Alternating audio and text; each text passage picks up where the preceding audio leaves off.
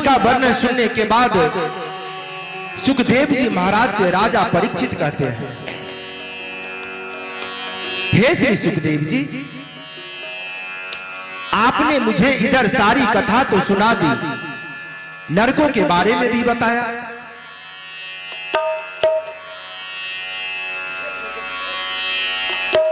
लेकिन हे प्रभु, कृपया आप मुझे यह बताइए कि जिससे प्राणी को अनेक यातनाओं से भरे नरकों में न जाना पड़े, इसके बारे में आप बताइए। जो मनुष्य क्या करे जो नरक में न जाए। राजोवाच अधुनेह महाभाग यथैव नरका नरः नानोग्रयात् नान्येयातन में व्याख्यातुर्महसि।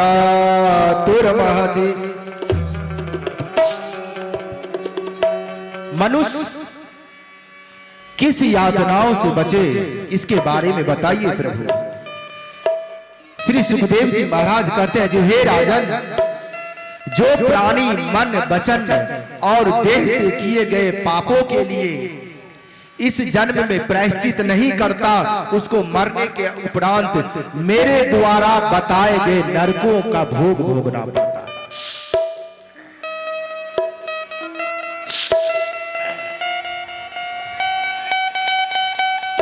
सो हे राजन, मनुष्यों को अपने पापों का प्रायश्चित इसी जन्म में कर लेना चाहिए। आओ तुझे मैं एक वृतांत सुनाता हूं। एक अजामिल नाम का कान्यकुज ब्राह्मण था। वो अपनी पत्नी सहित रहता था।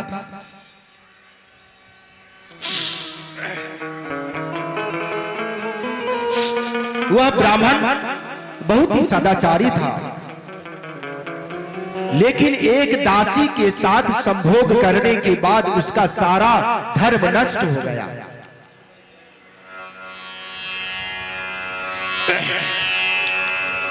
उस अजामिल के पिता उसका विवाह एक कुलीन कन्या से कर दिया। अपनी पत्नी के साथ बहुत ही आनंद पूर्वक अजामिल रह रहा था। एक दिन वह अजामिल अपने पिता के पूजा के वास्ते फूल लाने के लिए जा रहा था। रास्ते में एक आचारहीन शूद्र महिला मिली, जो महिला बहुत ही व्यभिचारिणी थी। उस महिला को अजामिल ने किसी पुरुष के साथ संसर्ग करते देखा और वो रूपवती थी। उसके रूप को देख करके अजामिल मोहित हो गया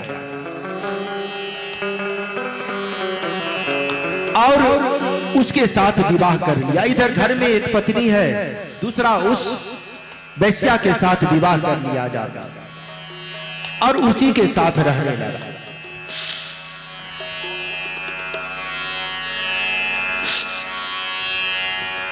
और उस वैश्या के ऊपर अपने पिता के धन को लुटाने लगा। अजामिल का सारा ब्रह्मत्व खत्म हो गया। जो भी धर्म किया था सारा नष्ट हो गया।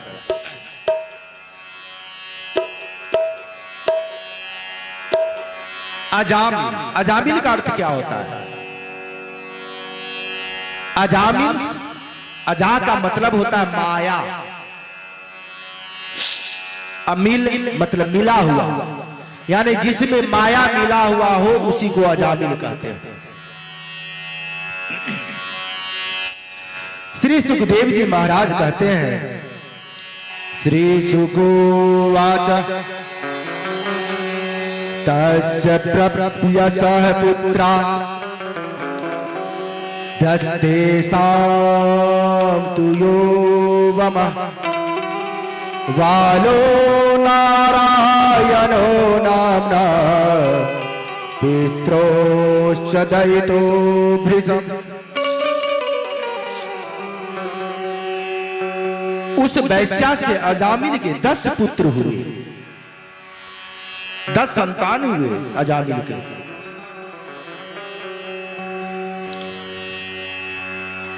और सबसे छोटे पुत्र का नाम नारायण रखा। एक दिन की बात है, नारायण क्यों रखा?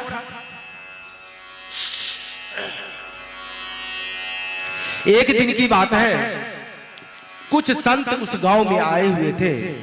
संध्या का समय हो रहा था।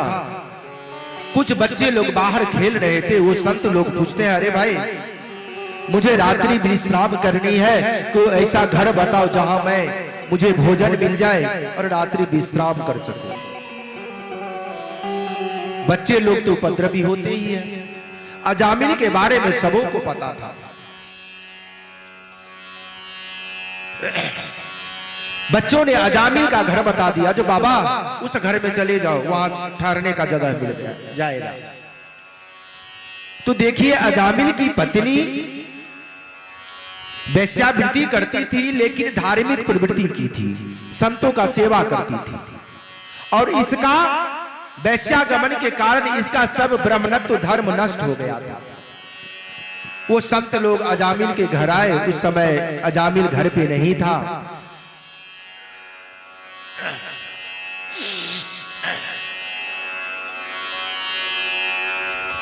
उसकी पत्नी आई, संतों का स्वागत की, पैर धुलवाई, घर के अंदर ले गई। संत अपना बिछावन खोले विश्राम करने के लिए। इधर अजामिल की पत्नी, वो वैश्या जो थी, बहुत आश्चर्यचकित, जो अरे मेरा ऐसा सौभाग्य, जो ऐसे दिग्गज संत मेरे घर आए। यह सोच ही रही थी कि तभी संत जो थे वो भोजन करने के लिए इच्छा जाहिर की, जो मुझे भोजन की तृष्णा हो रही है। उस वैश्या का हृदय प्रसन्न से भर गया। जहां वो भाग्य, जो आज इन संतों का भोजन मैं अपने हाथ से करवाऊंगी। सोचने लगी, यो आज तो मैं धन्य हो गया, संत मेरे घर पधारे हैं। क्योंकि बड़े भाग जब जानिए, जब मिलने आवे संत, और संतन को मिलनो करे, सब कष्टन को अंत। जानिए जब मिलने आवे संत, अरे संतन को मिलबो करे, सब कष्टन को अंत।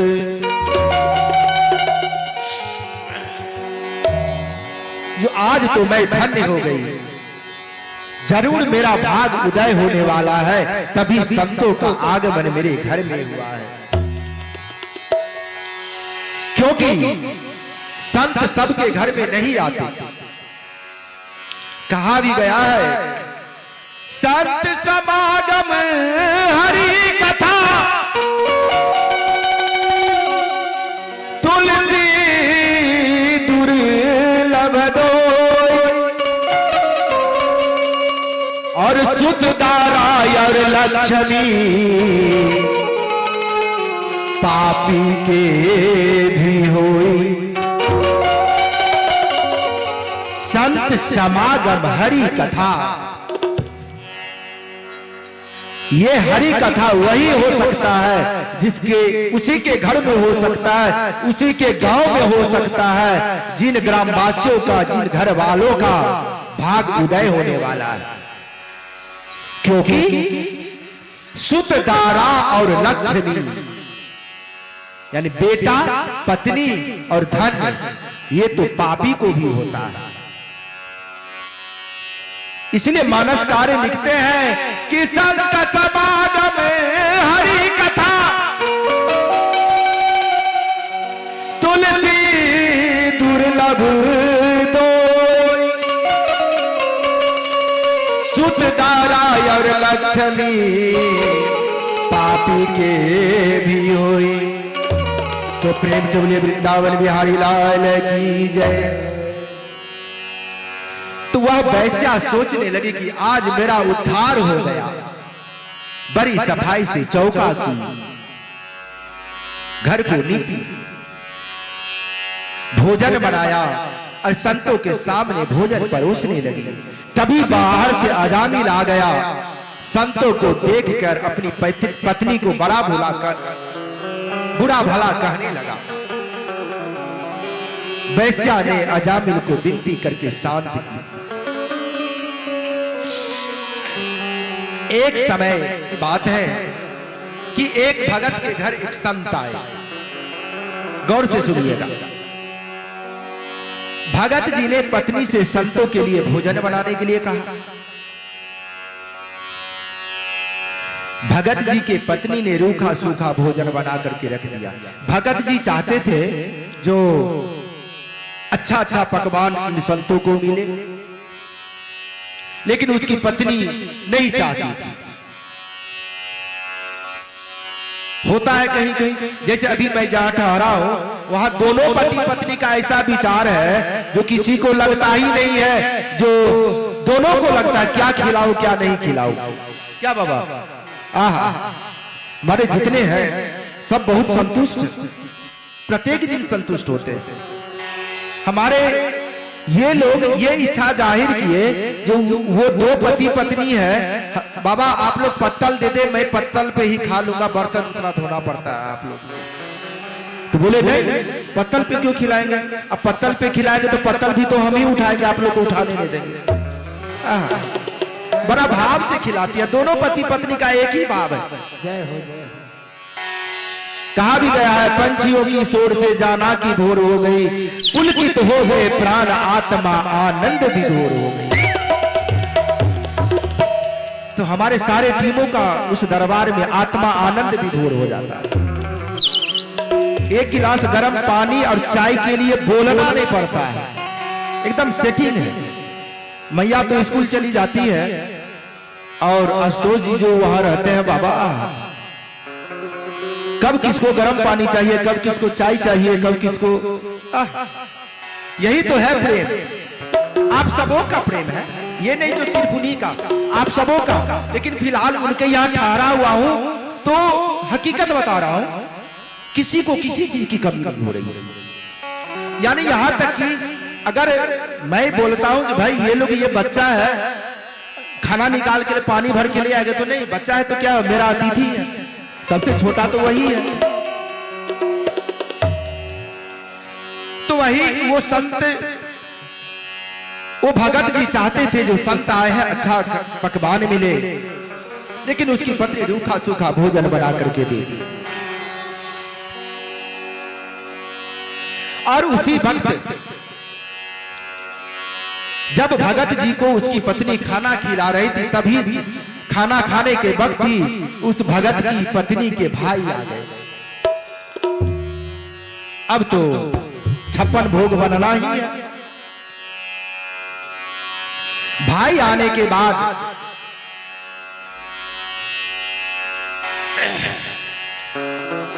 वो बहुत आनंदित हो गई और रूखी रोटी और सब्जी भगत जी के सामने रख करके, हाँ, इधर जब भाई आया तो रसोई में 56 प्रकार बनाई और भगत जी को सामने रूखी रोटी और सब्जी रख करके बोली, जो ये उन संतों को खिला देना, मैं पानी लाने जा रही हूं। जब रसोई से भगत जी भोजन लाने के लिए गए तो देख करके दंग रह गए।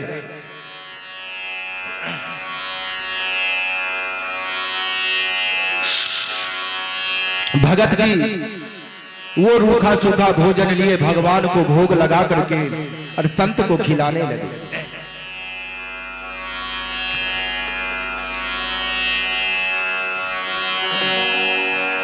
और कुछ भोजन वो जो अपने भाई के लिए बनाई थी उसमें से भी वो संत जी ले ली।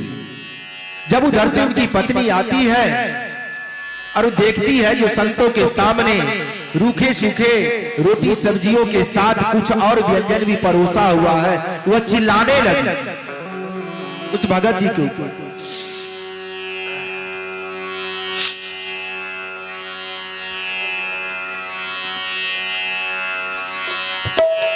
वो भगत की पत्नी बोलती है जो आपने तो मेरे नाक ही काट डाली। नाक कैसे कट गया भाई? भाई के लिए 56 प्रकार भोजन बनाई थी, उसमें कमी हो गया। भगत जी कहते हैं जो मैं तेरी नीचे नाक काटी हूं लेकिन ऊपर में मैं तेरा नाक बचा दिया हूं। उसी तरह से उधर अजामिल के यहां संतों ने जब अजामिल अपनी पत्नी को डांट रहा था संत को भोजन क्यों करा रही हो, तो दोनों का वार्तालाप संत सुन गए।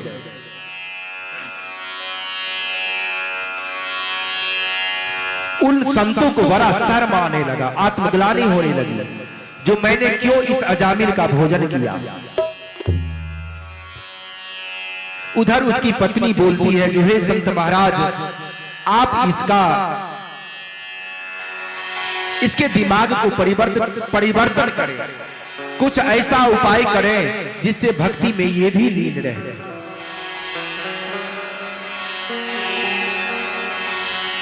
और अजामिल की पत्नी, वो जो दूसरी पत्नी वैश्या जो थी, जो गर्भ से थी, तो जब वो बहुत निवेदन उन संतों से की, तो संत जी महाराज अजामिल की पत्नी से बोलते हैं जो हे देवी, तू गर्भवती है और पहले ही तुम्हारे 6 संतान है, इस बार भी तुझे पुत्र रत्न की ही प्राप्ति होगी। और जाओ जब तेरे घर पुत्र पैदा लेगा तो उस बच्चे का नाम तुम नारायण रखना। कुछ समय बाद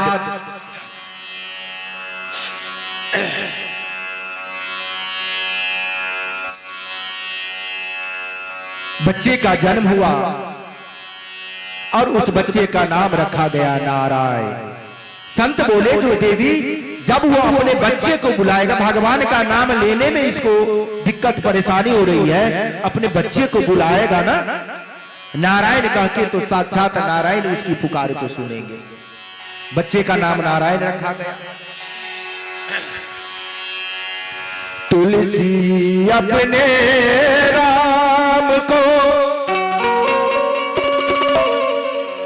रीझ भजो चाहे खीज,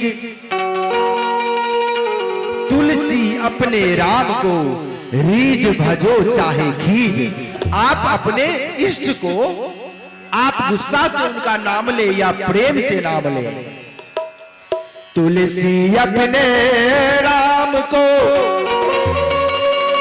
अरे रीझ भजो चाहे खीज, भूमि परे पर जामी है उल्टी सीधो।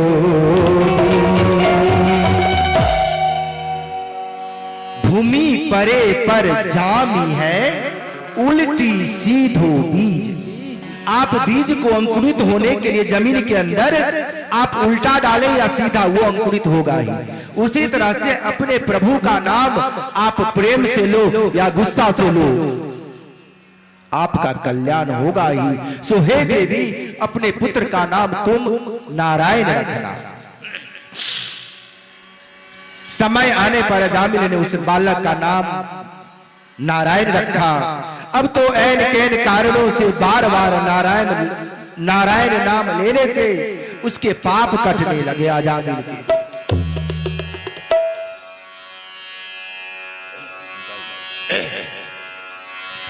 भाव कुभाव अनख आलसाऊ, नाम जपत गल दिसी दसऊ। मंगल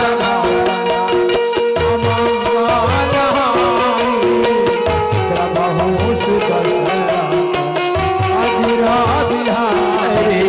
भाव कुभाव अनख आलसाऊ, नाम जपत गल दिसी दसऊ।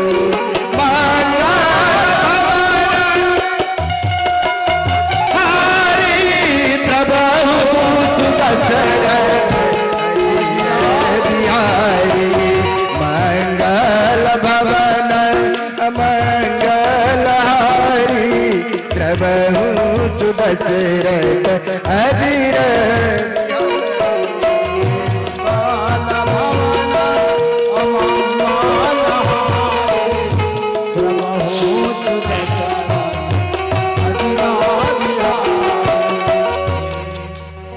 जब अजामिल का अंत समय आया, मरने लगा, तो यमदूत पहले से ही पास लेकर के फरसा लेकर के तैयार है, जो अरे इस पापी को तो मेरे ही लोक में आना होगा। तब घबरा कर उसे देखिए, मरने के समय में जब अंतिम समय आता है तो मरने वाले को बहुत डर होता है, भयानक भयानक चेहरा उसे दिखाई देता है। ऐसा देखते हैं ना, कोई तो अचानक मर जाता है और कोई बहुत दिनों से बीमार है, लाचार हो गया, मुख से आवाज नहीं निकल रही है, ऐसा प्रतीत होता है जरे अब मरने वाला है, तुलसी के पास निकाल के रख दो। तो यमदूत के स्वरूप को देख करके अजामिल घबराने लगा। तब सोई सुत की याद करी, अरे कहियो बचन ठहराए, कह नारायण पुत्र मम इनको दे भगा। हे पुत्र नारायण, देख मेरे सामने ये काल बैठा है, ए नारायण आ, इधर आ नारायण, इसे जल्दी भगाओ, जल्दी भगाओ। वो अपने पुत्र को बुला रहा है, जो इस काल को भगाओ बेटा। नारायण नारायण सैकड़ों बार कह रहा है। नारायण उच्चारण होते ही विष्णु भगवान के पार्षद आ गए, उनके दूत आ गए। अब देखो, यहां विष्णु के पार्षद और उधर से यम के पार्षद, दोनों इकट्ठा है। यमदूत बोल रहे हैं जो ये तो मेरे लोक में, नरक लोक में जाने वाला है। विष्णु के पार्षद कहते हैं जो नहीं, ये गोलोक को जाएगा। फिर यम के पार्षद कहते हैं जो प्रभु ये कैसी विडंबना है, कैसे गोलोक जाएगा, अरे इसने तो कभी धर्म कर्म किया ही नहीं।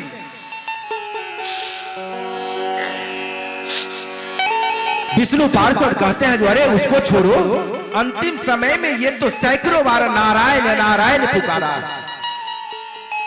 यम के पार्षद बोलते हैं जो प्रभु ये तो अपने पुत्र को बुलाया है। विष्णु पार्षद कहते हैं पुत्र के बहाने नारायण का नाम तो लिया। इसलिए देखिए, पहले के जो वृद्ध थे, मूर्ख होते हुए भी हमसे आपसे ज्यादा ज्ञानी थे। अपने बच्चों का नाम राम, लक्ष्मण, भरत, दशरथ ऐसे रखते थे। बेटियों का नाम अंबा, सीता, अंबे रहता था ना। आजकल के नाम का तो कुछ अर्थ ही पता नहीं चलता। वो इसीलिए जो बहुत तथ्य था इसमें, जो मरने वक्त अपने बच्चों को बुलाएंगे तो उसी बहाने भगवान का नाम मेरे मुख पे आएगा।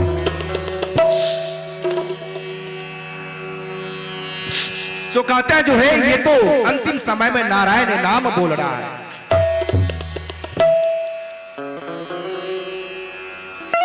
जन्म जन्म मुनियतन कराई, अंतराम कहिया तनाही।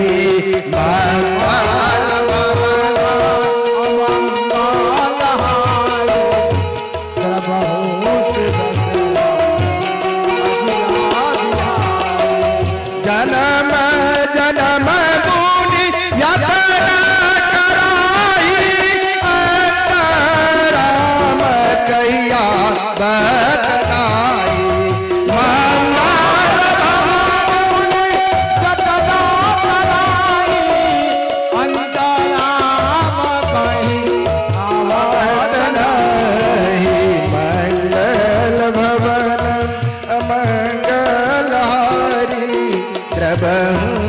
दशरथ अजीर।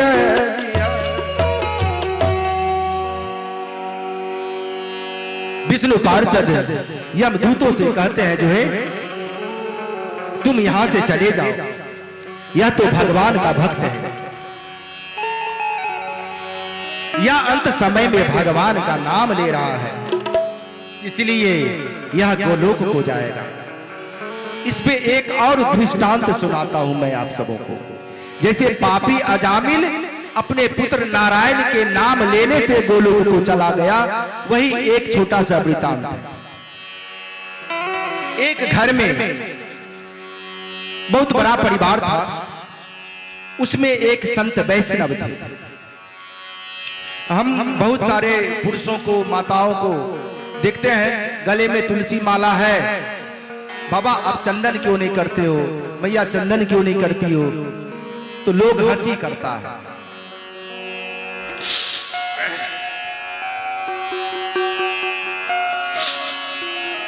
तो उस घर में एक वैष्णव था,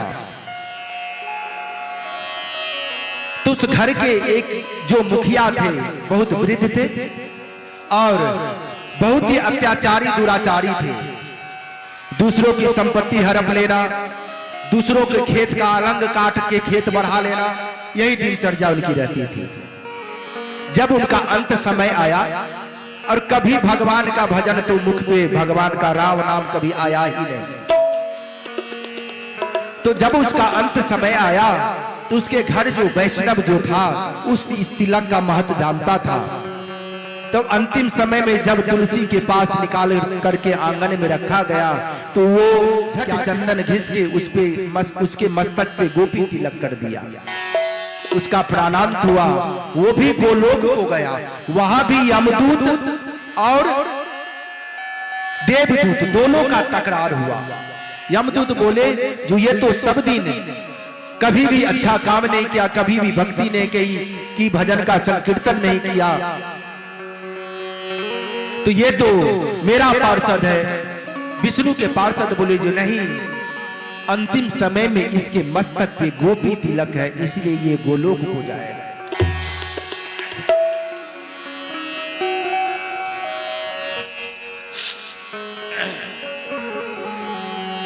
तो इसलिए कहते हैं, विष्णु पार्षद कहते हैं जो है यम के पार्षदों आप यहां से चले जाओ, ये गोलोक हो जाएगा।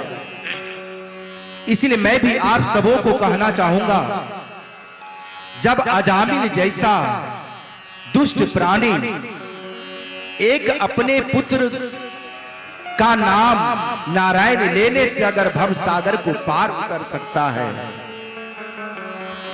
तो हम आप सब प्रभु से विमुख क्यों हैं? मैं कल भी बताया था, जो धर्म करने की कोई उम्र नहीं होती।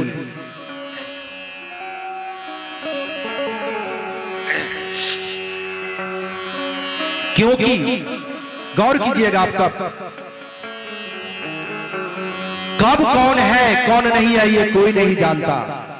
देखते हैं बूढ़ा पिता बूढ़ी माँ घर में बैठी रहती है, जवान बेटा चला जाता है, कितनी दुख की बात है। इसलिए मैं कहता हूं भक्तों कि सबको रुसवा बारी बारी किया करो, सबको रुसवा बारी बारी किया करो, हर मौसम में फतवे जारी किया करो।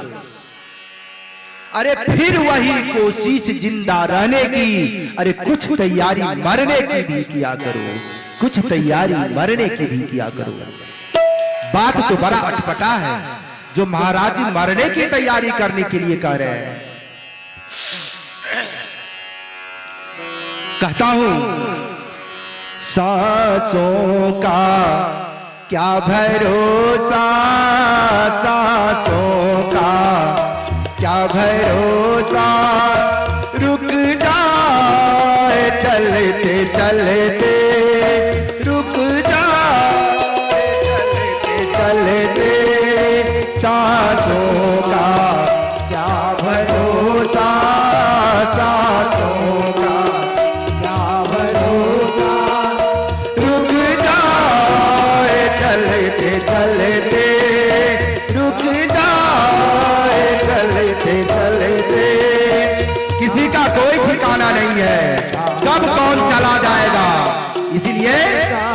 जब मन में आवे हरि कीर्तन करे, भगवान के नाम का सुमिरन करे, क्योंकि जीवन की है जो ज्योति, जीवन की है जो ज्योति, बुझ जाए चलते चलते, बुझ जाए चलते चलते, सांसों का क्या भरोसा,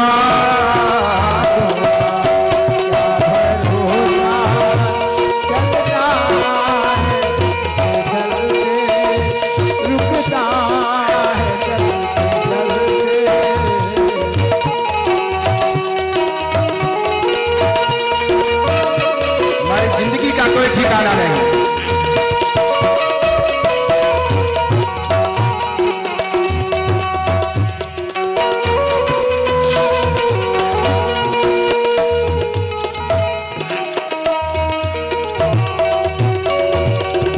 आयुषः खंड खंडाश्च, आयुषः खंड खंडाश्च ने वदंती पुनः पुनः, अर्थात आयु हर क्षण जा रही है। हम कहते हैं ना हमारा बेटा 10 साल का हो गया है, नहीं, उसकी जीवन का 10 साल खत्म हो गया। आयु खंड खंडाश्च ने वदंती पुनः पुनः, आयु हर क्षण जा रही है, लेकिन जिन्होंने बहुत बड़ी तैयारी मरने की की है ना, उनकी मृत्यु भी महोत्सव बन जाती है, और नहीं तो मृत्यु मातम बन जाती है। कैसे? हम अगर वर्षों से चारपाई पकड़े हुए हैं, परिवार हमारे मौत का इंतजार कर रही है, लेकिन हमें मौत नहीं आ रही है, वही मौत मातम बन जाती है, दर्द की कहानी बन जाती है।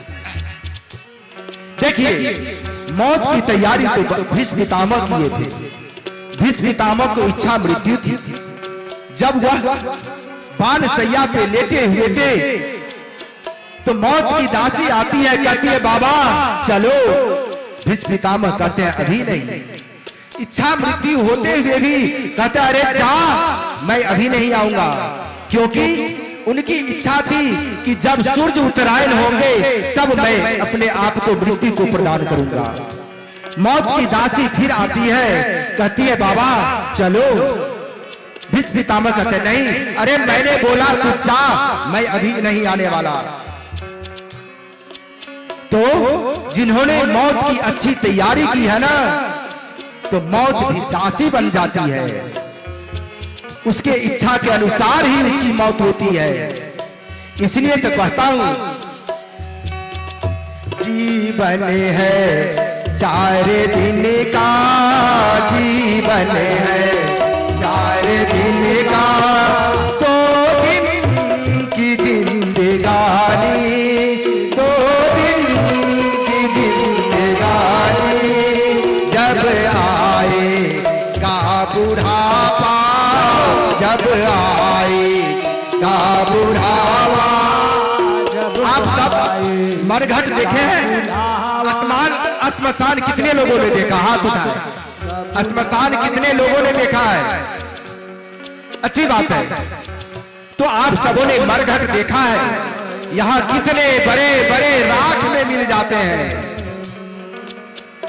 लेकिन जिन्होंने मौत की तैयारी अच्छी की है ना, उनकी राख भी विभूति बन जाती है, मस्तक पे लगाने लायक बन जाती है, बाबा भोलेनाथ के अभिषेक के लायक हो जाती है।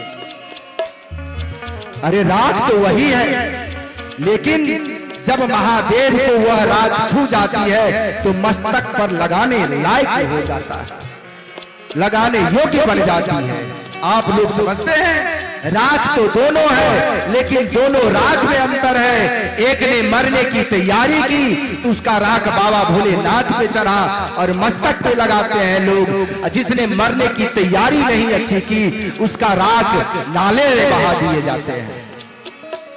इसलिए कहता हूं जब आएगा बुढ़ापा, जब आएगा बुढ़ापा, जब आएगा बुढ़ापा जब आए क्या बुढ़ावा कट जाए चलते चलते कट जाए चलते सांसों का क्या भरोसा सांसों का क्या भरोसा बुझ जाए चलते चलते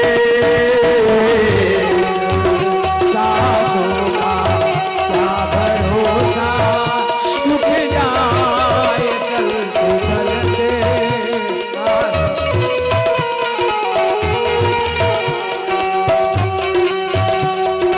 जय हो। किसी का कोई ठिकाना नहीं है।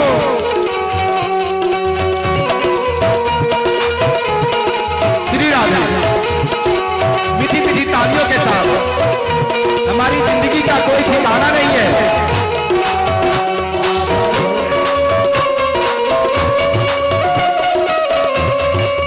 जय हो।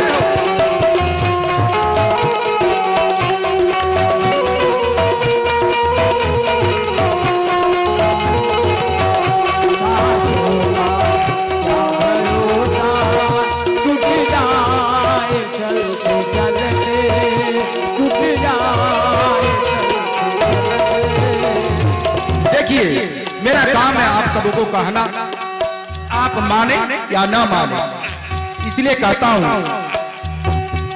समझाना तो इशारा ना समझो खेल का समझाना तो इशारा ना समझो खेल का ना समझो खेल का ना समझो खेल का क्यों तेरी बात बिगड़ी क्यों तेरी बात बिगड़ी क्यों तेरी बात बिगड़ी क्यों तेरी बिगड़ी हर बात बनते बनते हर बात बनते बनते सांस काम नहीं कर पाते जिंदा रहते हुए भी, और कुछ लोग मरकर भी अच्छे काम कर जाते हैं।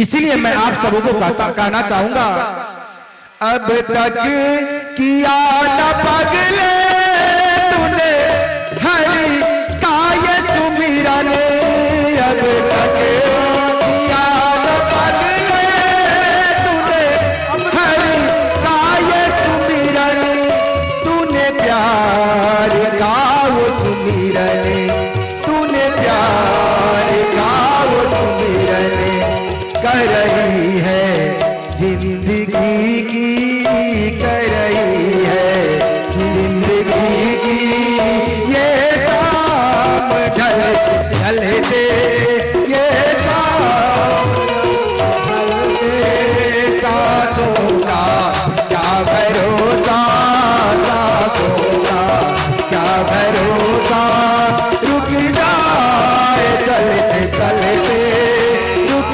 जाए चलते चलते जीवन की है जो ज्योति जीवन की है जो ज्योति बुझ जाए चलते चलते बुझ जाए चलते चलते बुझ जाए चलते चलते। हमारी जिंदगी का कोई भरोसा नहीं, इसलिए हर घड़ी हर समय अपने बच्चों को सिखावे, धार्मिक कहानियां सुनावे, हनुमान चालीसा पढ़ने के लिए सिखावे। अरे अंग्रेजी समय के अनुसार इंग्लिश मीडियम पढ़ना अच्छी बात है, लेकिन वेद और शास्त्रों से अवगत करावे।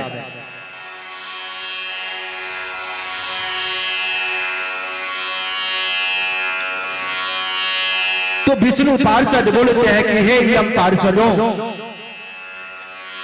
यह अजामिल पाप कर्मों में संलग्न रहते हुए भी नारायण का उच्चारण करने से इसके सारे पाप नष्ट हो गए।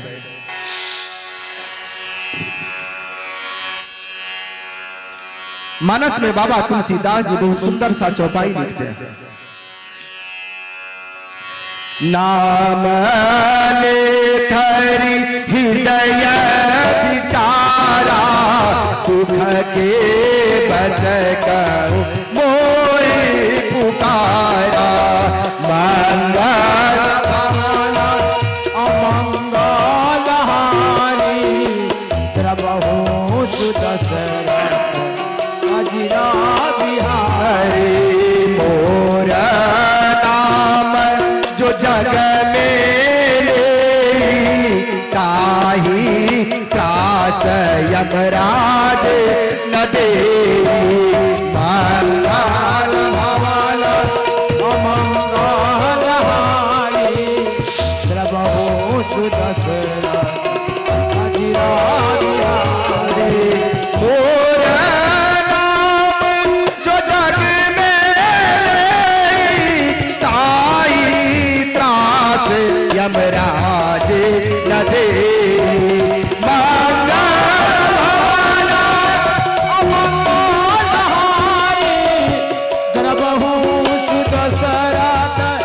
अजिरा बिहारी मंगल भवन अमंगल हारी प्रभु सुदशरथ अजिरा बिहारी।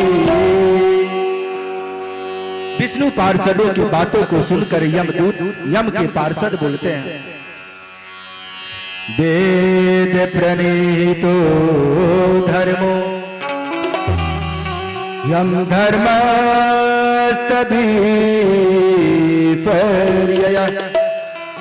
वेदो नारायण साक्षात् स्वयंभूरिति सुषुम। हे विष्णु पार्षदों, वेद से प्रतिपादित कर्म ही धर्म है, इससे विपरीत कर्म अधर्म है। जो वेद से विमुख होकर के चलता है वह बड़ा अधर्म है, क्योंकि भगवान से उत्पन्न हुआ वेद शास्त्र साक्षात नारायण ही है। इसलिए कहा गया है, काहू न को सुख दुख कर दाता निज कृत कर्म भोग सब जाता। मंगल अमंगल हारी जय हो।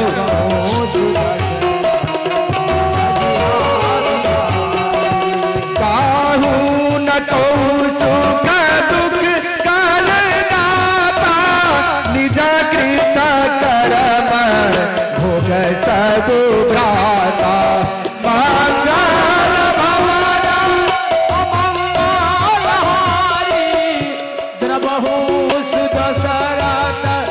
अजिरा बिहारी मंगल भवन अमंगल हारी प्रभु सुदशरथ अजिरा बिहारी। मंगल भवन अमंगल हारी प्रभु सुदशरथ अजिरा बिहारी। सो सुखदेव जी महाराज राजा परीक्षित को कहते हैं, जो हे राजा, यह अजामिल का आख्यान, अजामिल की कथा को जो कोई मनुष्य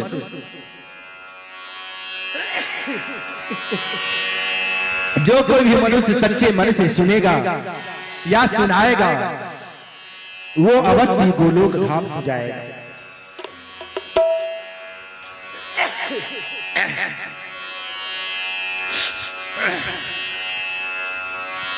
अब आइए अजामिल की कथा के बाद हम सब कथा की ओर आगे बढ़ते हैं।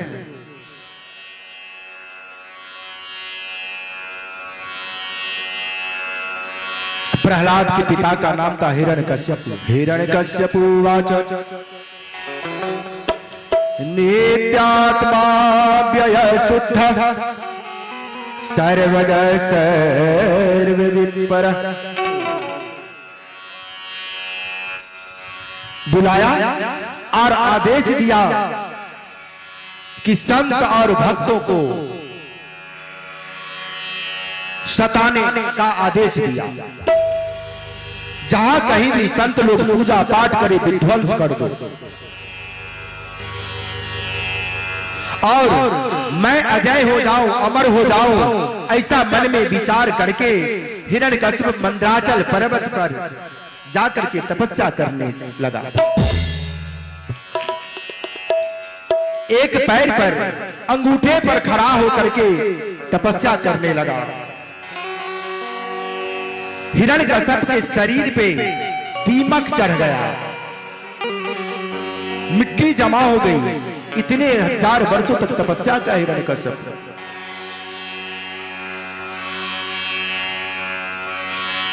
जब उसके शरीर पे दीमक चढ़ गई और उसके अंगूठे पे खड़ा होकर जो तपस्या कर रहा था, अंगूठे के प्रभाव से धरती कांपने लगी, समुद्र खौलने लगा।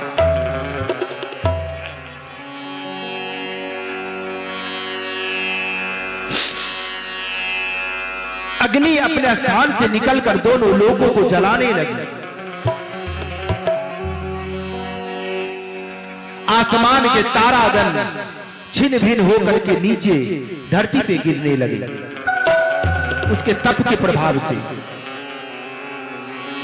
उसके भयंकर तप को देखकर सारे देवता घबरा गए और ब्रह्मा जी के पास गए, जो कि ब्रह्मा की तपस्या कर रहा था। ब्रह्मा जी हिरण्यकश्यप के पास आकर के कहते हैं, हे पुत्र, मैं तेरी तपस्या से प्रसन्न हूं, वरम द्रोही वर मांगो। हे कश्यप पुत्र, उठो, मैं तुम्हारी तपस्या से प्रसन्न हूं, तुम्हारी तपस्या पूरी हुई, मैं तुम्हें वरदान देने आया हूं। पुत्र, वरदान मांगो। देखिए हिरण्यकश्यप कौन सा वरदान मांगता है। हे पुत्र, तुम वरदान मांगो। हिरण्यकश्यप वरदान मांगता है, मृतक जियावन गिरा सुहाई, श्रवण रंध्र होई उर जग आई,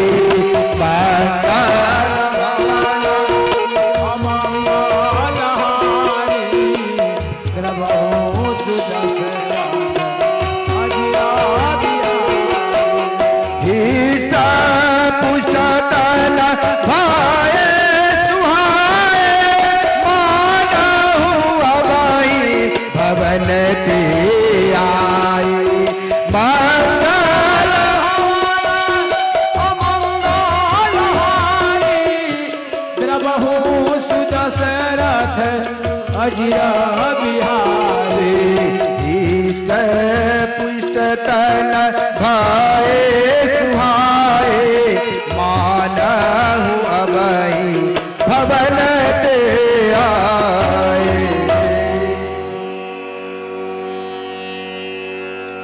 ब्रह्मदेव के दर्शन करने के बाद जो हिरण्यकश्यप का शरीर दुबला पतला हो गया था, उसके शरीर पे दीमक चढ़ गया था।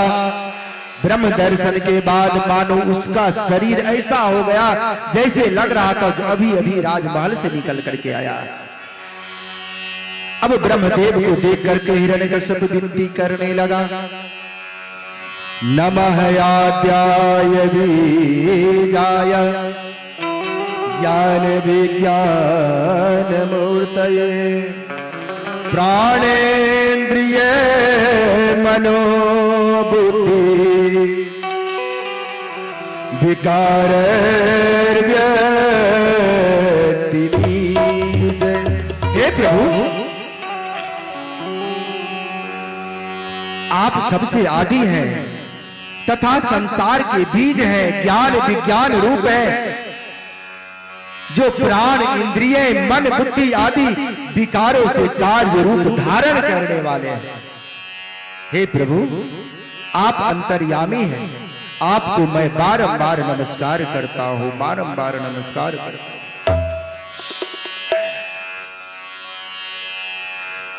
हे प्रभु, आप यदि मुझे वरदान देना चाहते हैं तो हे प्रभु, हे ब्रह्मदेव, आप मुझे ये वरदान दें। कौन सा? नांतर बहिर्दिवाम, ना मैं दिन में मरूं, नक्तमन्यस्मादपि चायुधे,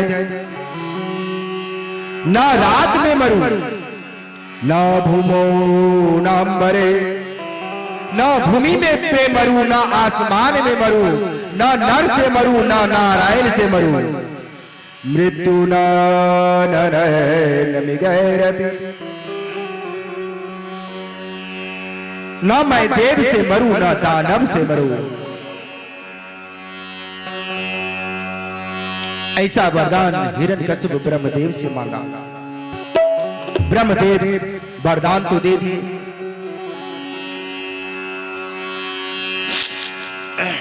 और इधर ब्रह्मदेव द्वारा वरदान प्राप्त करने के बाद हिरण्यकश्यप अपने भाई हिरण्याक्ष की मृत्यु का स्मरण करने लगा और अपने भाई की मृत्यु का स्मरण करके हिरण्यकश्यप चारों दिशाओं में देव गंधर्व साधु संत सबों के साथ उत्पात मचाने लगा। और ऐसा अजय होने का वरदान प्राप्त करने के बाद हिरण्यकश्यप स्वर्ग लोक में जाकर विश्वकर्मा द्वारा होने वाली सारी क्रियाएं बंद करा दी और ईश्वर युक्त इंद्र भवन में रहने लगा और अपने सेवकों को आदेश दिया जो जहां भी ब्राह्मणों का समाज हो, जहां भी गौशाला हो, जहां भी वेद पुराण और प्रवचन होता हो, यज्ञ होते हो, उन स्थानों को आग लगा दो, ब्राह्मणों का अंत कर दो, यज्ञशाला का वो नष्ट कर दो। यत्र यत्र द्विजाधावो वेदा वर्णाश्रमा क्रिया तम तम जनपदम यात संदीपयत वृश्चतः। उसके अनुचर दूत ऐसा ही करने लगे, सारे तरफ अत्याचार होने लगा। इस पृथ्वी पर धर्म कर्म करने वाले को यातनाएं दी जाने लगी। कहीं कोई शुभ आचरण शुभ मंगल कार्य नहीं कर पाता था। शुभ आचरण कतहु नहीं होई, देव विप्र गुरु मान न कोई।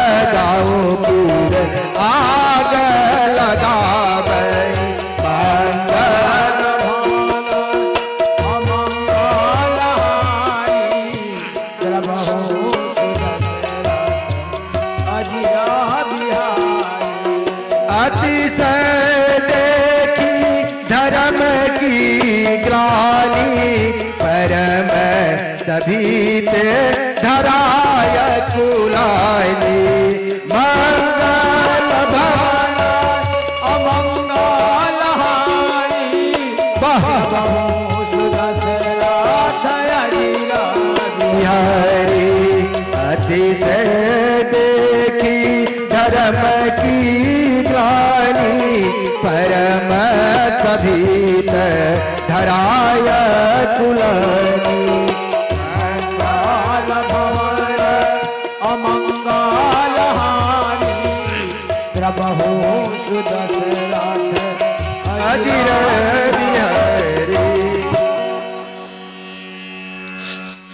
पृथ्वी पे जितने अत्याचार बढ़ने लगे उससे भयभीत होकर के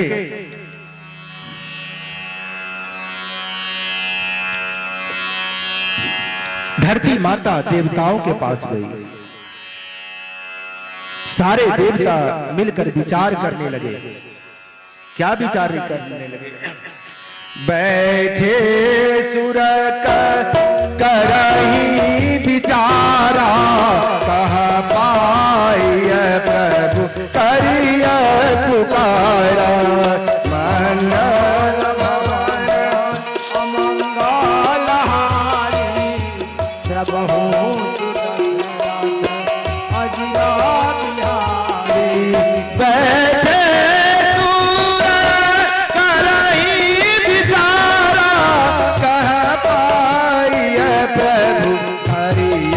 पुकारा। मंगल भवन अमंगल हारी, प्रभु सुदशरथ अजिरा बिहारी।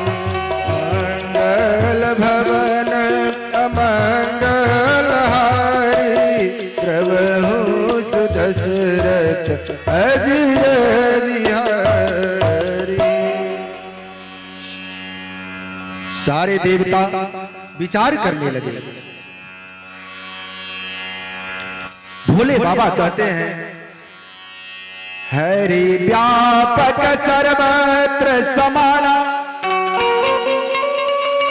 प्रेम ते प्रगट हो ही में जाना। हरि व्यापक सर्वत्र समाना। हे देवगण, आप सब धीरज रखो।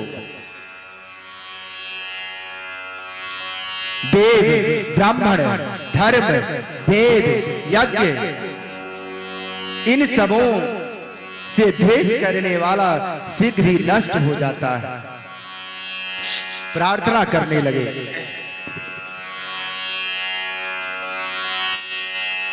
देवगणों की प्रार्थना सुनकर के आकाशवाणी हुई। यदा देवेषु वेदेषु गोषु विप्रेषु साधुषु, धर्मे मयि च विद्वेष, सभायासु विनश्यति।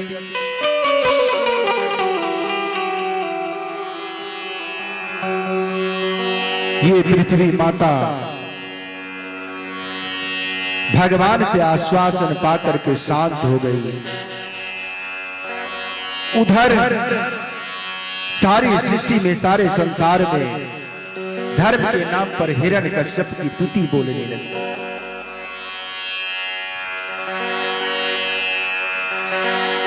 इसी हिरण्यकश्यप के यहां उसकी एक हिरण्यकश्यप की पत्नी थी जिसका नाम था कयाधु। कयाधु के 4 पुत्र थे। पहले पुत्र का नाम था संघलाद। हिरण्यकश्यप और माता कयाधु। कयाधु हिरण्यकश्यप की पत्नी थी। तो 4 पुत्र। पहले पुत्र का नाम था संघलाद, दूसरे पुत्र का नाम था अनुहलाद, तीसरे पुत्र का नाम था हलाद और चौथे पुत्र का नाम हुआ प्रहलाद। तो आइए, राक्षस कुल में जन्म लेने के बाद भी प्रहलाद के चरित्र का गुणगान क्यों किया जाता है? एक बार की बात है, माताएं बहन ज्यादा ध्यान दें इस प्रसंग को। एक बार की बात है, जब हिरण्यकश्यप तपस्या में लीन था, तभी माता कयाधु जो कि गर्भवती थी, तीसरा संतान हो चुका था, चौथे में गर्भवती थी, तो गर्भवती कयाधु को इंद्र अपहरण करके ले जाने लगे। रास्ते में नारद जी मिले और नारद जी की वार्तालाप इंद्र से हुई। नारद जी बहुत समझाए इंद्र को। तो फिर इंद्र ने माता कयाधु को नारद जी के आश्रम में ही छोड़ करके चले गए।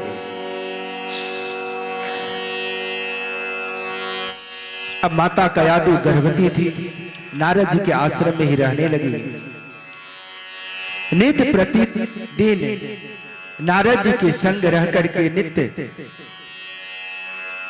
कथा श्रवण करती, भगवान के नामों का संकीर्तन करती और उसका प्रभाव गर्भस्थ बच्चे के ऊपर पड़ा। भक्त प्रहलाद अपनी मां के गर्भ से सारी क्रियाओं से अवगत हो रहे थे।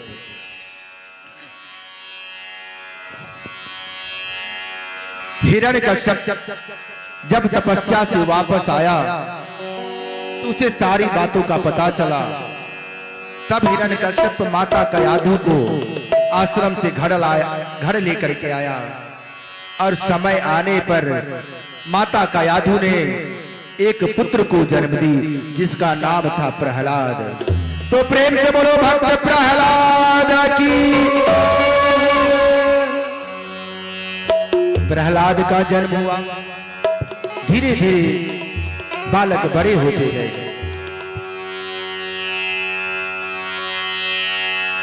जो जा रहे हैं मैं उनके लिए कहता हूं, ये आपके गांव में ये कथा चल रही है, नियम है, आप लोग मानो या न मानो ये आपकी मर्जी। नियम है जब कथा में आए तो आरती और प्रसाद लिए बिना नहीं जाना चाहिए। मेरा कर्तव्य है, आप देखिए पैर अगर दुख जाता है, इतना बड़ा प्रांगण है, थोड़ा टहल ले। हाँ। लेकिन कथा में आए हैं तो आरती और प्रसाद लेके ही घर जाएं, क्योंकि ये भी एक दोष होता है। अगर कथा के बीच में जाना हो तब मत आया करे। मैं वैसा कथाकार नहीं हूं जो कहूंगा जहां मैं 5 आदमी चल आओ और 10-20 आदमी करके उठते जाना। 5 आदमी ही आओ, वही आओ जो पूरी कथा आरती तक आप लोग प्रसाद तक रहे, वही आदमी आवे। अन्यथा जो तमाशा देखने की इच्छा से आते हैं वो कथा स्थली में देखिए, मैं आप सबों के भलाई के लिए कह रहा हूं। देर से आते हैं वो कोई बहुत बड़ी बात नहीं है, लेकिन आरती भागवत जी की आरती और प्रसाद छोड़ के नहीं जाना चाहिए। आप लोग की भलाई के लिए कहता हूं। तो प्रहलाद का जन्म हुआ, बच्चा धीरे धीरे बड़ा होते गया। अब प्रहलाद को शिक्षा दीक्षा के लिए गुरु शुक्राचार्य के आश्रम में, दैत्यों के गुरु कौन? शुक्राचार्य। शुक्राचार्य के आश्रम में भेज दिया गया। शुक्राचार्य के 2 पुत्र थे, संड और अर्मक। गुरु शुक्राचार्य के 2 पुत्र संड और अर्मक आश्रम में प्रहलाद को दैत्योचित शिक्षा देने लगा। लेकिन उस शिक्षा से प्रहलाद के ऊपर कोई प्रभाव नहीं पड़ता था। वह हर समय भगवान का ही कीर्तन करते रहता था। ओम नमो भगवते वासुदेवाय, ओम नमो भगवते वासुदेवाय। कुछ दिन बीत गया तो इधर हिरण्यकश्यप सोचता है कि चलो गुरु शुक्राचार्य के आश्रम देखूं तो अभी तक मेरा पुत्र क्या शिक्षा ग्रहण किया है।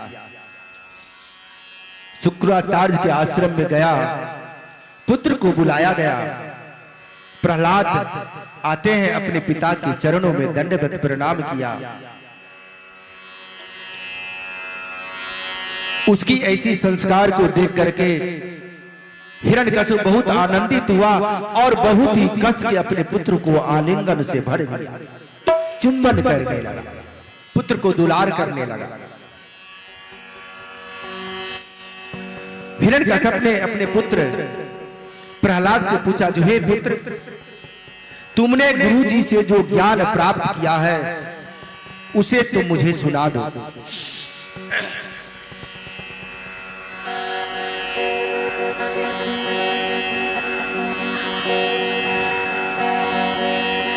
प्रहलाद बोलता है, पिताश्री मैंने गुरु से 9 शिक्षा प्राप्त की है, 9 भक्ति प्राप्त की है। अच्छा, अब और आनंदित हो गया हिरण्यकश्यप। बोलो पुत्र, कौन कौन सी शिक्षा ग्रहण किया? प्रहलाद उवाच श्रवणं कीर्तनं विष्णो स्मरणं पादसेवनम् अर्चनं वन्दनं दास्यं सख्यमात्मनिवेदनम्। हे पिताश्री मैंने ये 9 शिक्षाएं सीखी है। इनमें श्रवणम, मैं श्रवणम राजा परीक्षित से सीखी है। कैसे राजा परीक्षित संपूर्ण श्रीमद् भागवत कथा श्रवण किए थे एकाग्रचित मन से, तभी उनको मोक्ष की प्राप्ति हुई थी। सो हे पिताश्री मैंने श्रवण परीक्षित से सीखा कीर्तनम, कीर्तन करने की कला मैंने सुखदेव जी महाराज और नारद जी से सीखा। नारद जी भी हर समय नारायण नारायण नारायण करते रहते हैं। हे पिताश्री स्मरणम, स्मरण करने की विद्या मैंने ध्रुव से सीखा। ध्रुव की कथा सुनाया ना मैं आज, जो एक गुरु मंत्र से कितना महान बन गए। सो हे पिताश्री स्मरण की शक्ति मैंने ध्रुव से ली, और पाद सेवनम, सेवा करने की शक्ति है पिताश्री मैंने माता लक्ष्मी से सीखी है। क्योंकि जब हमारे नारायण शेष सैया पे लेटे रहते हैं तो माता लक्ष्मी उनके चरण को दबाती रहती है। अर्चनम, हे पिताश्री अर्चन करने की कला मैंने पृथु, राजा पृथु और कुब्जा से सीखा। वंदनम, वंदन करने की कला मैंने अक्रूर जी महाराज से सीखा पिताश्री। दास्य यानी दास बनना। सो हे पिताश्री दास्यता की कला मैंने हनुमान जी से सीखी है। सख्य यानी सखा बनाने की कला मैंने अर्जुन से सीखी, और आत्मनिवेदन ये मैं बलि और जटायु जी से सीखी। हे पिताश्री मानसकार ने 9 भक्ति कही है। भगवान राम सबरी से कहते हैं प्रथम भगति संतन कर संगा, दूसरी रति मम कथा प्रसंगा,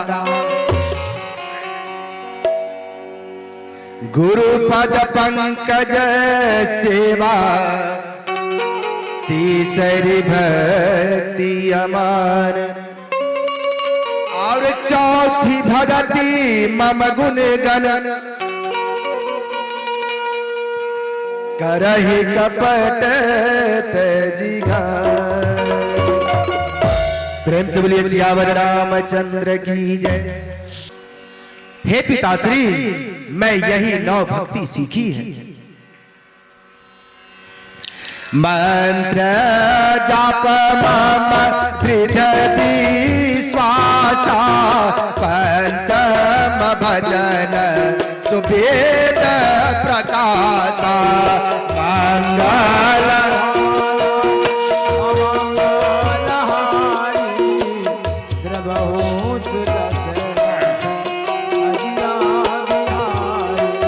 छठ दामशील विरति बहु करमा, निरत निरंतर सजन धर्मा, मंगल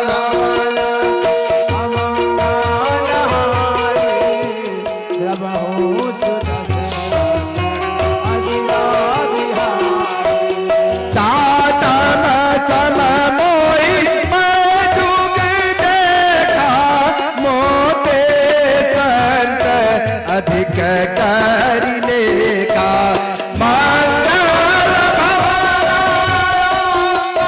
भवनारि जय हो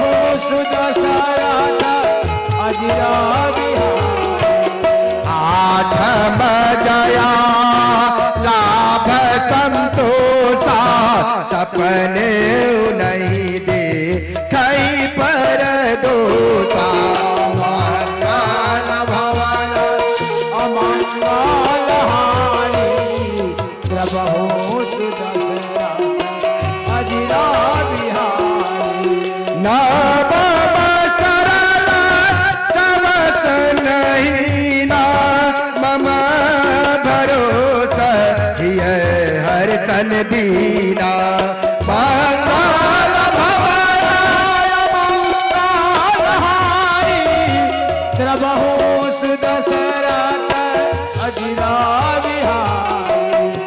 संगम हुए कर जिनके होई नारी पुरुष चराचर कोई मंगल भवन अमंगल हारी प्रभु सुदशरथ अजिरा बिहारी मंगल भवन मंगल हारी प्रभु सुदशरथ अजिर बिहारी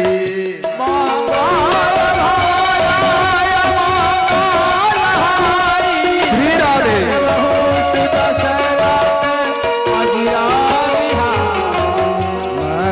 मंगल भवन अमंगल हारी प्रभु सुदशरथ अजिर बिहारी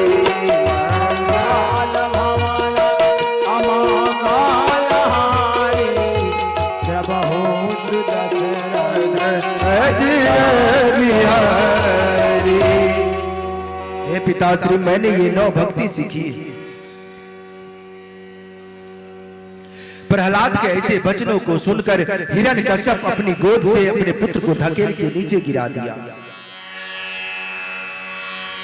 और बोला, हे ब्राह्मणों, ब्रह्म बंधो निमित्तम में विपक्षम श्रयता सदा असारम ग्रहितो बालो मामनादृत्य दुर्मते।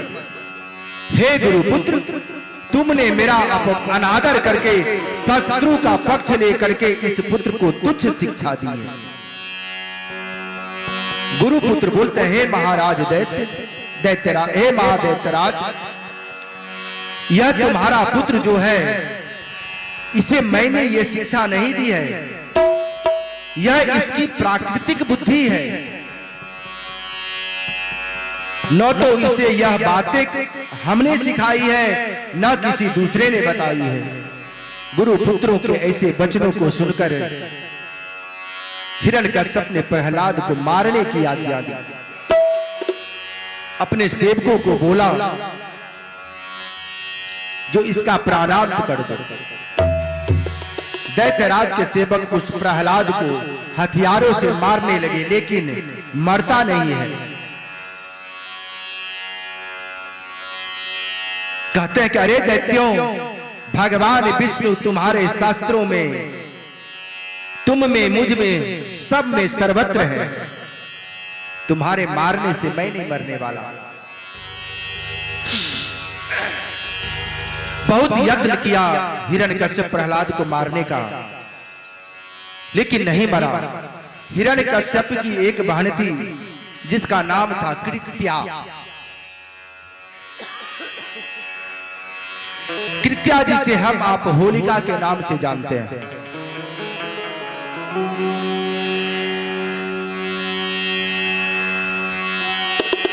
कृत्या को बुलाया गया।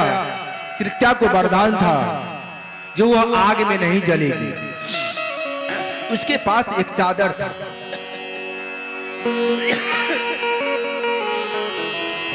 जिसको ओढ़ के वो अरे लाभ हानि जीवन और मृत्यु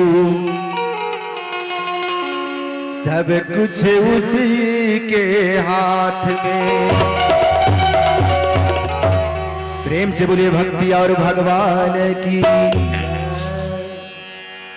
मारने वाला है भगवान, बचाने वाला है भगवान। मारने वाला, मीठी मीठी तालियों के साथ, मारने वाला है भगवान, बचाने वाला है भगवान। मारने वाला भगवान। बाल नवा का होता उसका, बाल नवा का होता जिसका रक्षक दया निधान। मारने वाला है भगवान, बचाने वाला है भगवान। मारने वाला है भगवान, बचाने वाला है भगवान।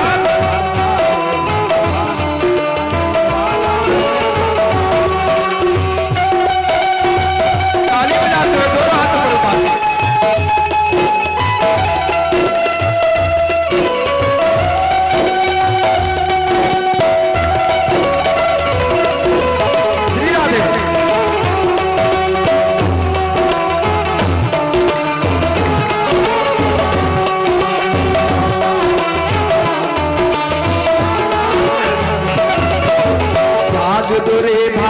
फल की आशा, स्वार्थ बिना प्रीत जोरो। त्याग दो रे भाई फल की आशा, स्वार्थ बिना प्रीत जोरो। कल क्या होगा उसकी चिंता, जगत पिता पर छोड़ो। कल क्या होगा उसकी चिंता, कल क्या होगी उसकी चिंता, जगत पिता पर छोड़ो। कल क्या होगा उसकी चिंता, जगत पिता पर छोड़ो। क्या होनी है क्या अनहोनी, क्या होनी है क्या अनहोनी, सबका इसको प्यार मारने वाला है भगवान, बचाने वाला है भगवान, मारने वाला है भगवान, बचाने वाला है भगवान।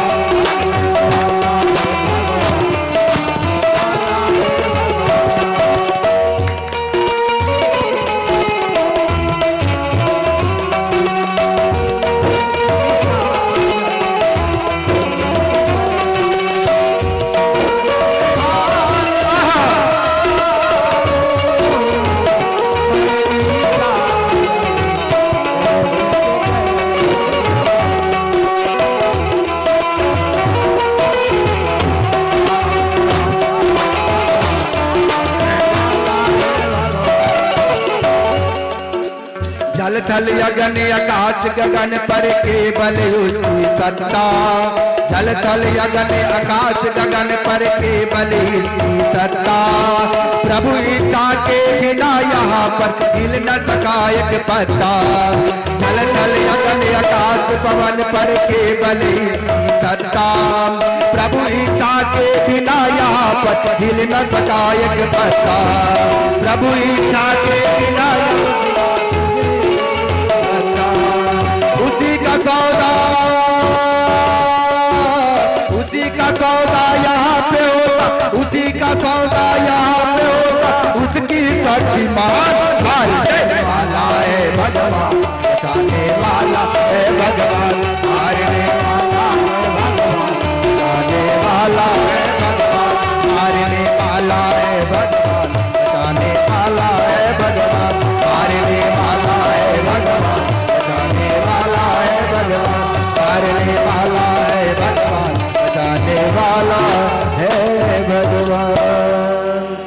प्रेम से बोली भक्ति और भगवान की जय। मनुष्य के चाहने से कुछ नहीं होता,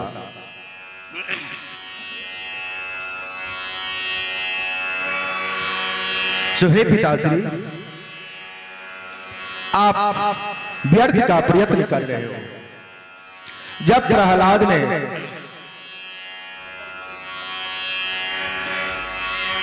प्रहलाद से गुरु पुत्र कहते हैं जो हे पुत्र, तू बड़ा दयालु है, हमने तेरे मारने के बहुत सारे उपाय किए तेरे पिताजी के कहने पर, लेकिन तूने फिर भी हमें प्राणदान दे दिया। धन्य है तू संसार में चिराई होकर वल्ले मेरे पुत्र पौत्र तथा धन से युक्त हो जा। मैं तुझे आशीर्वाद देता हूं। माता कयादु प्रहलाद से कहने लगी कि बेटा, तुम पढ़ने में अपना मन क्यों नहीं लगाते हो? प्रहलाद बोला, मां पोथी पढ़ी पढ़ी जग मुआ, पंडित भया न कोई, ढाई अक्षर प्रेम का पढ़े सुपंडित हो। हे मां, पढ़ने से कोई विद्वान होता है क्या? मैं तो सिर्फ ढाई अक्षर ही मुझे आता है।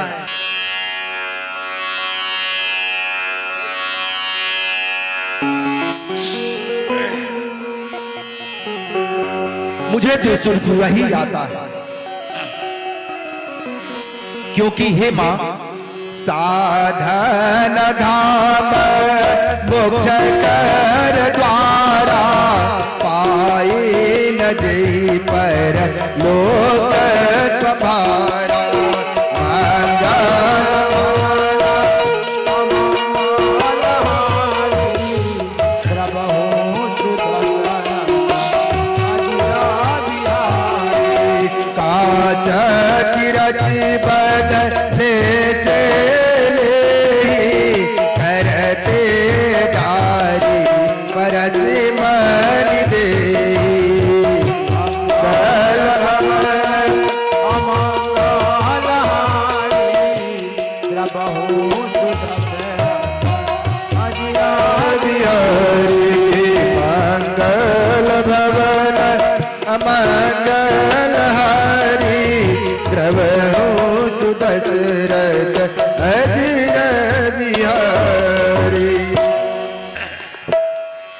प्रहलाद उवाच। अब देखिए सारे प्रयत्नों से हार गया हिरण्यकश्यप। फिर कल आकर के फिर उसे गुरु आश्रम में भेज दिया गया और गुरु पुत्रों को बोला गया अब इसे अच्छी से अच्छी शिक्षा दें। प्रहलाद अपनी आदत से बाज तो आने वाले थे नहीं। अपने मित्रों की मंडली में बैठते हैं और कहते हैं कौमार आचरेत प्राज्ञो धर्मान भागवत निह दुर्लभम मानुषम जन्म। दुर्लभ है मनुष्य जन्म। दुर्लभम मानुषम जन्म तदत्य ध्रुवमर्थम। अपने मित्रों से कहते हैं कि हे साथियों, बुद्धिमान प्राणी का कर्तव्य है कि बचपन से ही भगवान की उपासना करें, क्योंकि मानव शरीर अनित्य होने पर भी सभी पुरुषार्थों का साधक दुर्लभ है। क्योंकि कबहू ककरी करुणा नर देहि देत सलीनु हे तू सले।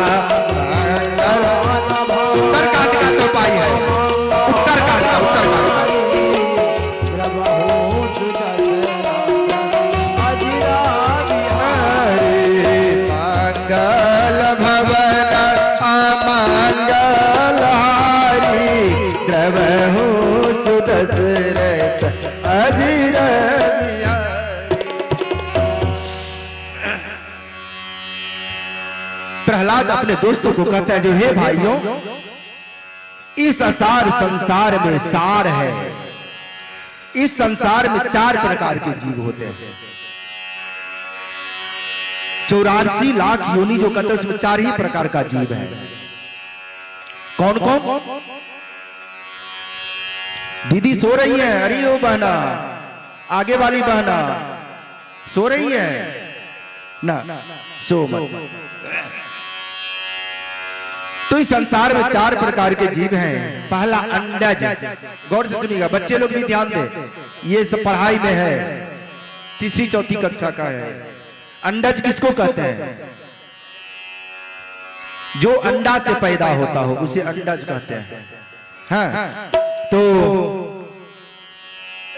अंडा, पक्षी वगैरह अंडा देती है, सांप अंडा देता है, तो उसे भी अंडज बोला जाता है। दूसरा है पिंडज। पिंडज क्या हुआ? हम आप, जो जरायु और झिल्ली में, झिल्ली से लिपटा हुआ उदर से पैदा होता है, यानी गर्भ से। मनुष्य हुआ, जिसे कुत्ते हुए, बिल्ली हुए, जो बच्चा पैदा करती है उसे पिंडज कहा जाता है। तीसरा जीव इस सृष्टि पे है स्वेदज। स्वेदज उसे बोला जाता है जो पसीना से पैदा होता है। देखते हैं पसीना की गंदगी से भी कीड़ा पैदा होता है, उसे स्वेदज कहा जाता है। और चौथा है उद्भिज। उद्भिज जो पृथ्वी को फोड़ कर निकलता है। तो पृथ्वी को फोड़ करके कौन निकलता है? वृक्ष। कुछ बीज हम आप पृथ्वी के अंदर डालते हैं तो पृथ्वी को फाड़ के ही ना बीज पौधा छोड़ता है। तो ये 4 प्रकार के जीव इस सृष्टि में है। भक्त प्रहलाद अपने मित्रों को कह रहे हैं, सो हे मित्र, जीव अपने कर्मों के अनुसार इन्हीं चक्रों में घूमता रहता है, इसी 4 प्रकार के जीवों में। अंडज, पिंडज, स्वेदज, उद्भिज।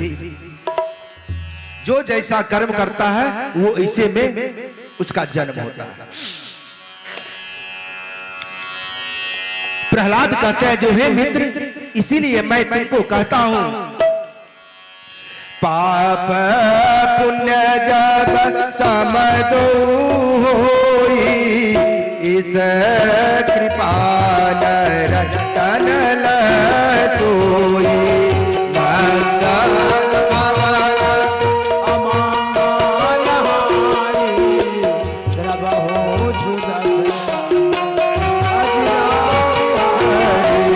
प्रथम जीव जल माही आवे, जल के बहुरी आन में आवे।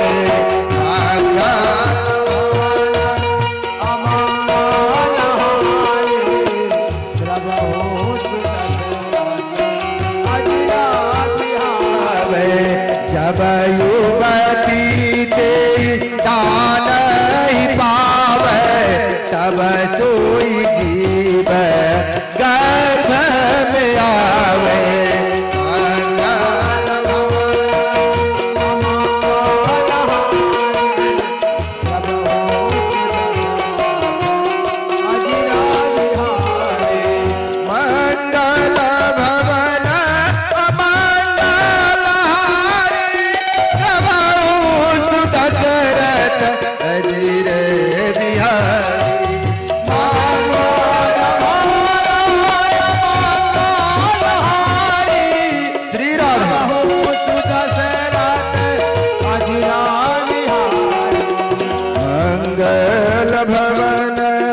मंगल हारी, प्रभु सुदशरथ अजीर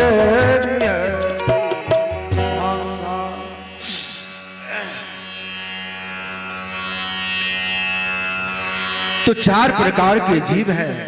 चारों प्रकार के जीव के उत्पन्न होने का सारा वृतांत प्रहलाद जी अपने साथियों को सुनाते हैं और अधोमुख होकर के भगवान से प्रार्थना करते हैं कि हे प्रभु, पूरन गर्भ सातम मासा, आठम बाक सहित चल श्वासा। मंगल भवन अमंगल हारी, प्रभु सुदशरथ अजिरा बिहारी। नौमे मासा चेता जब होई, सर्व जनमों की सुधि जब होई। मंगल भवनाय मंगल हारी, प्रभु सुदशरथ अजिरा बिहारी। मंगल भवन अमंगल हारी, प्रभु सुदशरथ अजिर बिहारी। मंगल भवन अमंगल हारी, प्रभु सुदशरथ अजिर बिहारी। दो मुख होकर के भगवान से प्रार्थना करते हैं कि हे प्रभु, मुझे इस नरक से बाहर निकालो, मैं तुम्हारा भजन करूंगा। हे प्रभु, लेकिन वही मनुष्य जब माता के गर्भ से बाहर आता है तो प्रभु से किए हुए सारे वादों को भूल जाता है, एक दूसरे से मतभेद, आपस में मनमुटाव, सारा स्नेह खत्म हो जाता है। इसलिए तो कहता हूं, ज्योति से जो दीन दुखी, राह में आए जो दीन दुखी, सबको गले से लगाते चलो, प्रेम की गंगा बहाते चलो। ज्योति से ज्योति जलाते चलो, ज्योति से ज्योति जलाते चलो, प्रेम की गंगा बहाते चलो, प्रेम की गंगा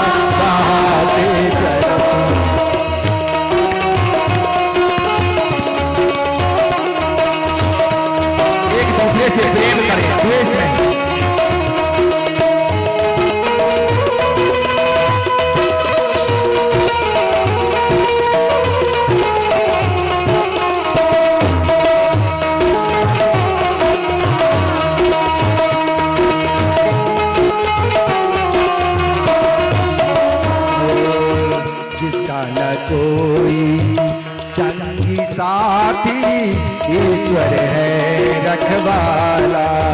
जिसका न कोई संगी न साथी, ईश्वर है रखवाला। जो निर्धन है, जो निर्बल है, वो है प्रभु का प्यारा। जो निर्बल है, वो है प्रभु का प्यारा। प्यार की मोती,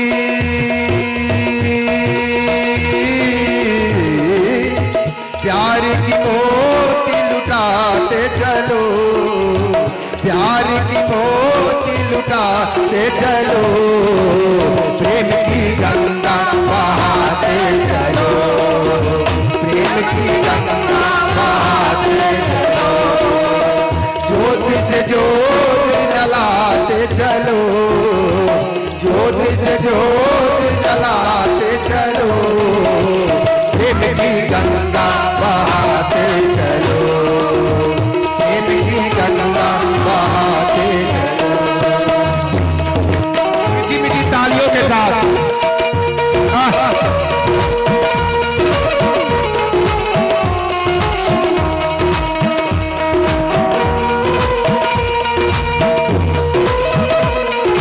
श्री राधे। कभी भी निराश नहीं होना है।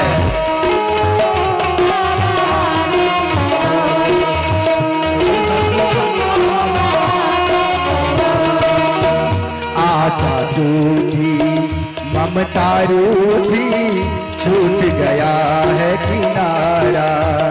आशा टूटी, ममता रूठी, छूट गया है किनारा। बंद करो मत द्वार दया का, दे दो कुछ तो सहारा। बंद करो मत द्वार दया का, दे दो सहारा। दीप दया का,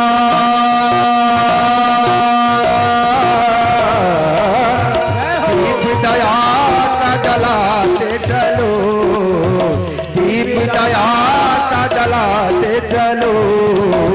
प्रेम की गंगा बहाते चलो, प्रेम की गंगा बहाते चलो। ज्योति से ज्योति जलाते चलो, ज्योति से ज्योति जलाते चलो। प्रेम की गंगा बहाते चलो, प्रेम की गंगा बहाते चलो। जय हो।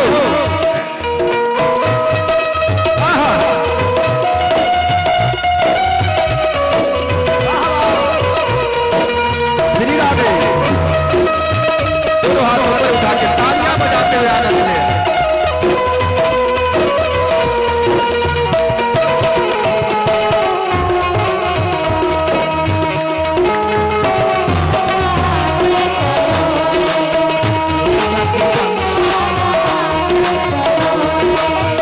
किसी को छोटा बड़ा मत समझो, ऊंचा नीचा नहीं, कोई बड़ा नहीं, कोई छोटा नहीं। क्योंकि कौन है ऊंचा, कौन है नीचा, सब में यही है समाया। कौन है ऊंचा, कौन है नीचा, सब में यही है समाया। भेद भाव के झूठे भरम में ये मानव भरमाया। भेद भाव के झूठ मानव है, ये मानव भरमाया। धर्म ध्वजा, धर्म ध्वजा फहराते चलो, धर्म ध्वजा फहराते चलो।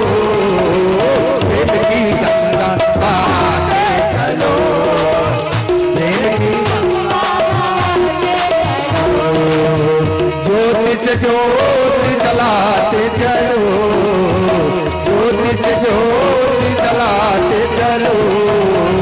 प्रेम की गंगा बहाते चलो।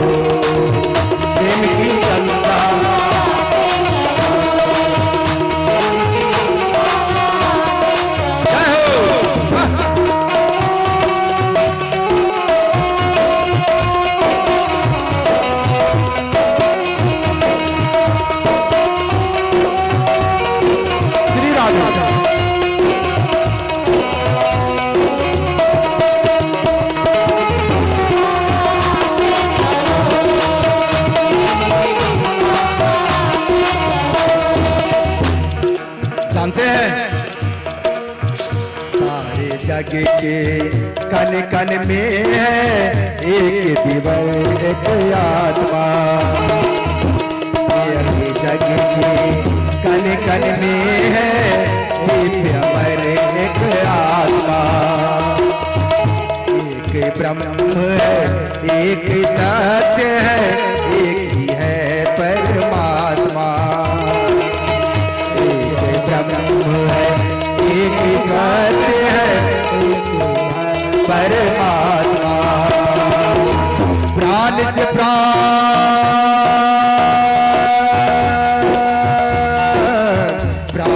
प्राण मिलाते चलो, प्राण से प्राण मिलाते चलो, प्रेम की गंगा बहाते चलो, प्रेम की गंगा बहाते चलो, ज्योति से ज्योति जलाते चलो, ज्योति से ज्योति जलाते चलो, प्रेम की गंगा बहाते चलो, प्रेम की गंगा बहाते चलो, प्रेम की गंगा बहाते चलो, प्रेम की गंगा बहाते चलो। प्रेम से बोले भक्त और भगवान की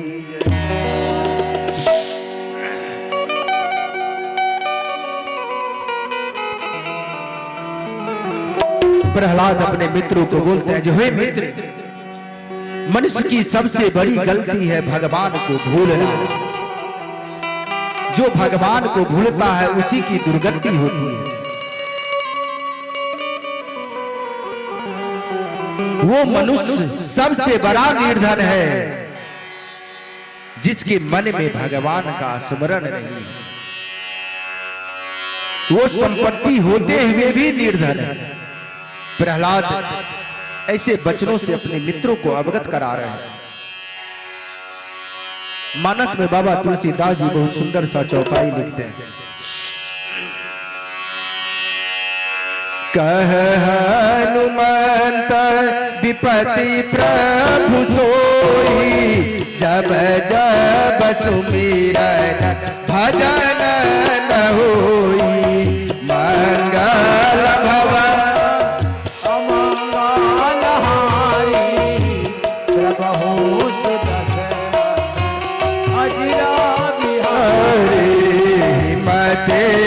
प्रकट अनल बर होई, राम विमुख सुख पावन कोई,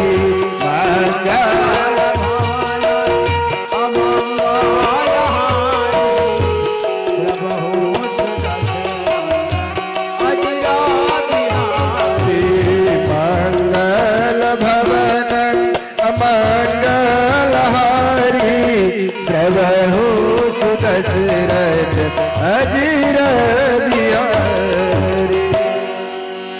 बाबा तुलसीदास जी कहते हैं कि राम से विमुख होके कोई भी प्राणी सुखी नहीं रह सकता।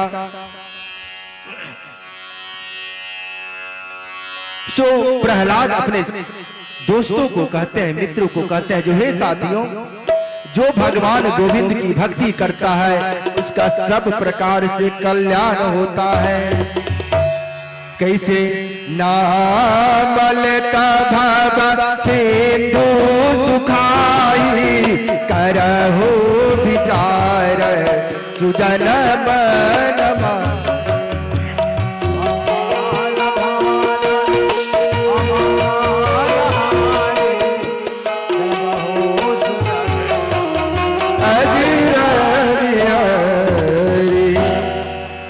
सभी विद्यार्थी प्रहलाद के साथ नाचते गाते हैं और नाम नाम लूटने लगते हैं। हिरण्यकश्यप फिर आया, बोला जो देखो अब की बार मेरा पुत्र क्या क्या शिक्षा ग्रहण किया। गुरु पुत्रों को बोला जो प्रहलाद को बुलाया जाए। गुरुपुत्र कुछ शिष्यों को प्रहलाद को बुलाने के लिए भेजते हैं। तो वहां उन्होंने देखा जो चारों तरफ से 2 4 10 बच्चे प्रहलाद को घेरे हुए हैं और बीच में प्रहलाद बैठ करके श्रीमन नारायण नारायण हरि हरि भजमन नारायण नारायण हरि हरि गा रहा है। वो जो बच्चा गया था वहां का माहौल देख के वो भी नाचने लगा, गाने लगा। बहुत देर हुआ तो गुरु पुत्र भी गए देखने के लिए। अरे वो सब आया नहीं। तो फिर वो जब गुरु पुत्र जब गए तो वहां की स्थिति को देख करके वो भी मोहित हो गए और वो भी श्रीमन नारायण नारायण करने लगा। अब जब गुरु शुक्राचार्य को पता लगा जो ये लोग अभी तक नहीं आया है, तो गुरु शुक्राचार्य पुनः गए देखने के लिए। तो वहां जाकर के देखते हैं जो चारों तरफ सब नाच रहा है और बीच में प्रहलाद है। और जानते हैं प्रहलाद क्या कह रहा था? सबको अपने बस में कर लिया। अब देखते हैं आप लोग मेरे बस में आते हैं या नहीं। श्रीमन नारायण नारायण हरि हरि श्रीमन नारायण नारायण भजमन नारायण नारायण हरि हरि भजमन श्रीमन नारायण नारायण नारायण श्रीमन नारायण श्रीमन नारायण नारायण हरि हरि श्रीमन नारायण भजमन नारायण नारायण हरि हरि भजमन नारायण नारायण हरि हरि भजमन नारायण नारायण हरि हरि श्रीमन नारायण नारायण हरि हरि भजमन नारायण नारायण हरि हरि। अब यह स्थिति जो गुरु जी देखते हैं तो वो भी नाचते हैं। सिपाही लोग आए वो देख के वो लोग भी नाचने लगा।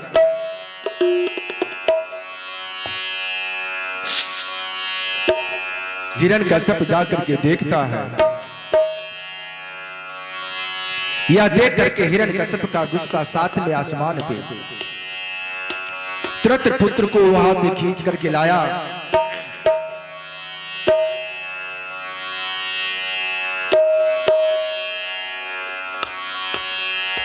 और उसे पहाड़ों से गिरवाया, हाथियों से कुचलवाया। किसी तरह से हिरण्यकश्यप का अंत नहीं हुआ। हिरण्यकश्यप मदिरा पान करते हुए बहुत ही चिंतित होकर के बैठा था।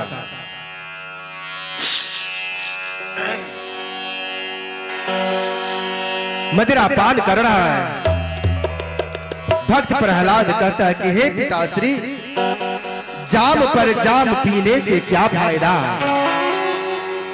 जाम पर जाम पीने से क्या फायदा? अरे रात बीती सुबह को उतर जाएगी। जाम पी लो अगर तुम हरि नाम का। हे पिताश्री, अरे जाम पी लो अगर तुम हरि नाम का, तेरी सारी उमरिया सुधर जाएगी। जग में आकर न कुछ तूने अच्छा किया, जग में आकर न कुछ तूने अच्छा किया, तेरी सारी उम्र यूं चली जाएगी। तुम उलझते रहोगे भंवर जाल में, तुम उलझते रहोगे भंवर जाल में, बेला अमृत की विष में बदल जाएगी। हे पिताश्री, अगर मदिरा पान ही करना है तो हरि के नाम का मदिरा पान करो। यह नशा तो शाम को पीते हुए सुबह उतर जाती है, और हरि के नाम का मदिरा पान करोगे जिंदगी में कभी नहीं उतरने वाला है।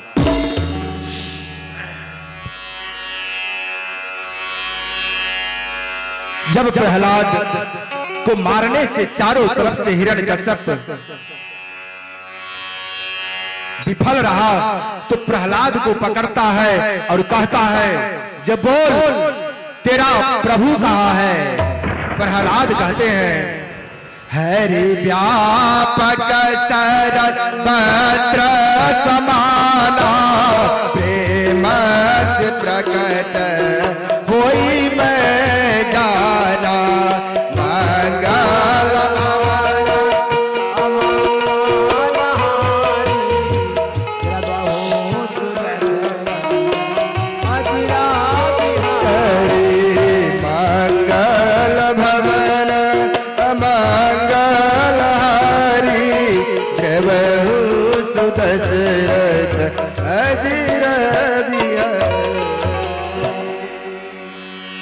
हे पिताश्री, हमारे प्रभु तो सब तरफ व्याप्त हैं, हम में तुम में खरग खंभ में। अच्छा, हिरण्यकश्यप प्रहलाद को लेकर के खंभे से बांध देता है। आज की कथा को यहीं विश्राम देते हैं।